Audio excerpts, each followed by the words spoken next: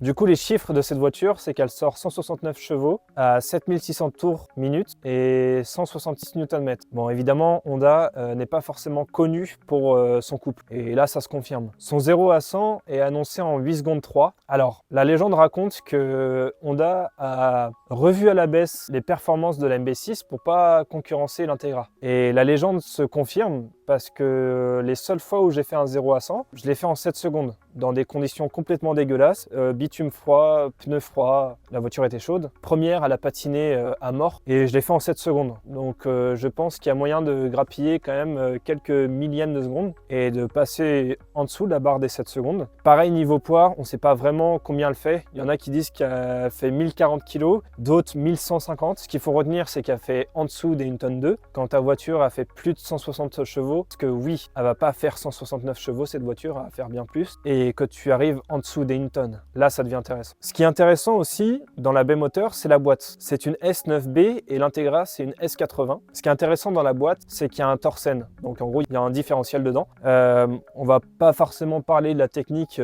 aujourd'hui, mais ce qu'il faut retenir, c'est que ça marche dans les virages et en sortie de virage. La puissance passe au sol et ça accroche à mort. Donc j'ai jamais connu ça sur une voiture. J'avais jamais conduit une voiture avec un Torsen et la différence est folle. La différence est incroyable. Mais par contre, l'inconvénient de cette boîte, c'est qu'elle est très longue.